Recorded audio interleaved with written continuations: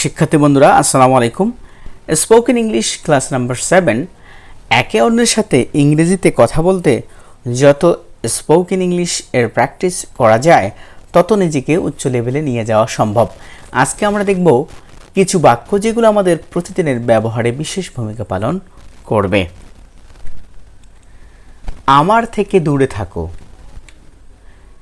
Stay away from me. তোমার কি সমস্যা, হোয়াটস রং উইথ ইউ। আমি জানতে পেরেছি, I have come to know. তাতে কি আসে যায়, বাট হু কেয়ার্স। তাহলে ব্যাপারটা এই, সো দ্যাটস দ্য কেয়ার। আনন্দের ব্যাপার, it's a matter of joy. বেশি ভালো না, নট টু গুড। আমার ভালো লাগছে না, আই ডোন্ট ফিল ওয়েল। সত্যি আপনি দারুণ লোক, it's so nice of you. এই ধন্যবাদ আপনার পাওনা, ইউ ডিজার্ভ দিস থ্যাঙ্কস। তোমাকে আমার ভালো লাগে, I am fond of you. আমি তোমাকে দেখে মুগ্ধ হলাম,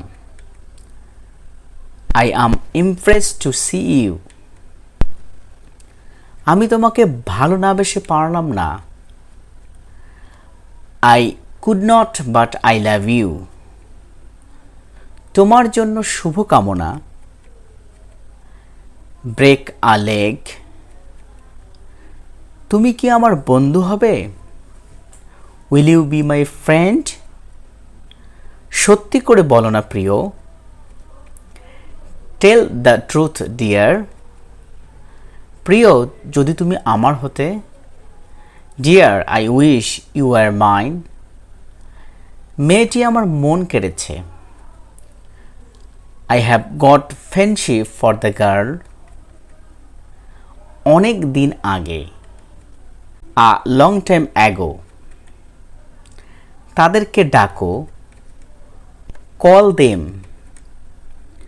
আমি তোমার সাথে একমত নই, I don't agree with you.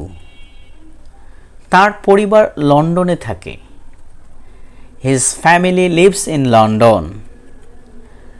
আল্লাহর ওপর বিশ্বাস রাখো, হ্যাভ ফেইথ ইন আল্লাহ।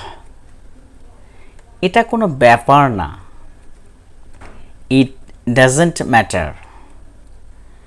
এটা হতে পারে না, ইট কান্ট হ্যাপেন। কে এটা করেছিল, হু ডিড ইট। লজ্জা করে না তোমার, শেম অন ইউ। আমি ভীত নই, আই অ্যাম নট অ্যাফ্রাইড। আসল কথায় এসো, কাম টু দ্য পয়েন্ট। কথা বলবে না, ডোন্ট টক। আরও একবার, ওয়ান্স মোর। এখানে অপেক্ষা করো, ওয়েট হিয়ার। আজকে এ পর্যন্তই। আগামী পর্বে নতুন কোনো স্পোকেন ইংলিশ ক্লাস নিয়ে হাজির হব। সে পর্যন্ত সকলকে ধন্যবাদ।